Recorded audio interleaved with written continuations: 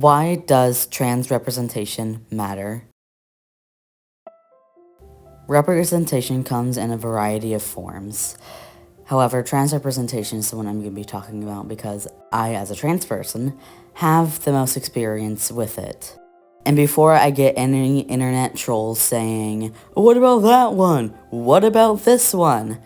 I don't think I'm qualified to talk about any of the other types of representation that's out there, at least at the moment, and without research. And there's probably been a bunch of people talking about it already that have probably explained it much better than I'm going to. I'd highly recommend checking out any other channels that have talked about it, but hey, here's mine.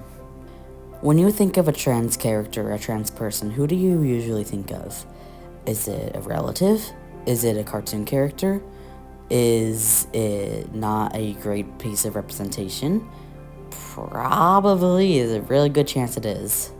The first time I was really exposed to any openly trans thing, I guess, was a really bad Adam Sandler movie that I can't even remember the title of. I'll just put it up on screen. And of course, that's not great for a 7-year-old that can't really understand gender as a whole in general.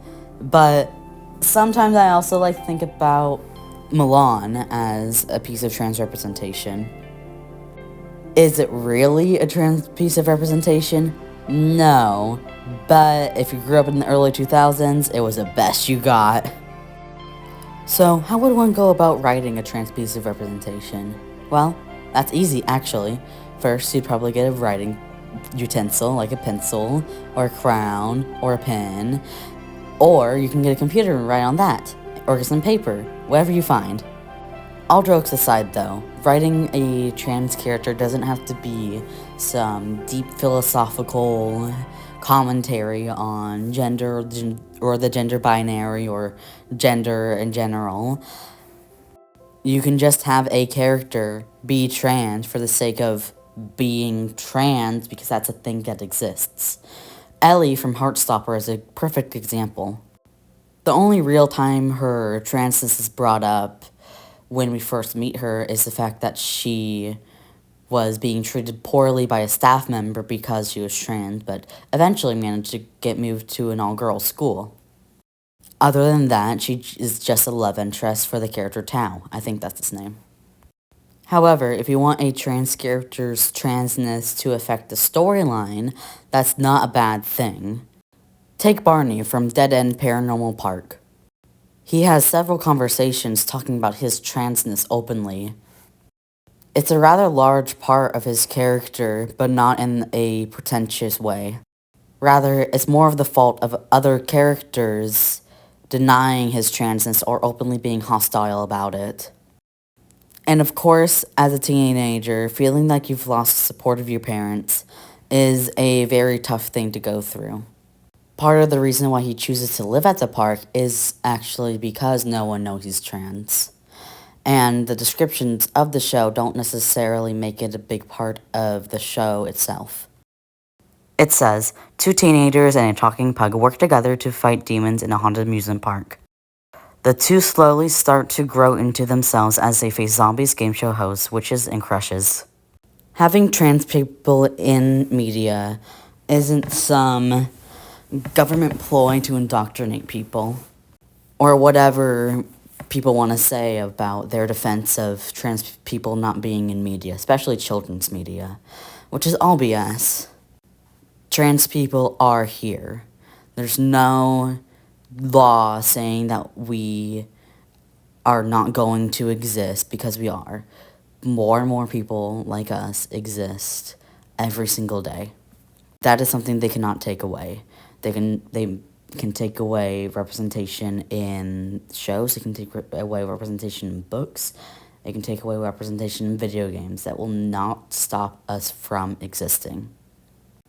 And even though I don't cater my content towards kids, nor do I really want kids watching my videos, representation is important for children especially.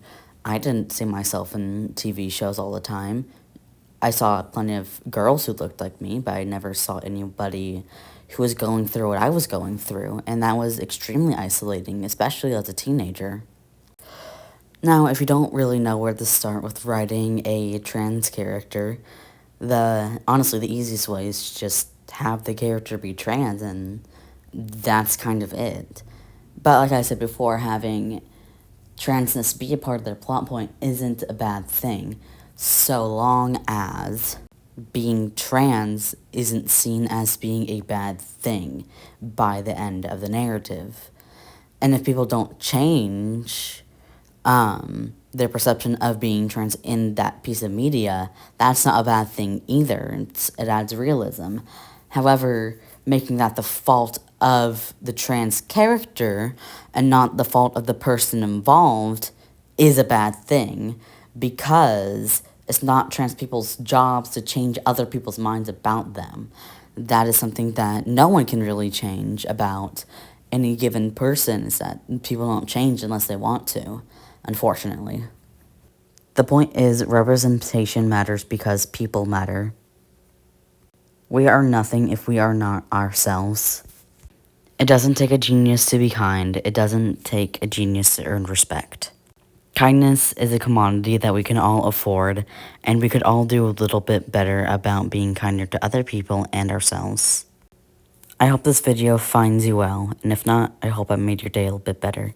This is Elias, signing off.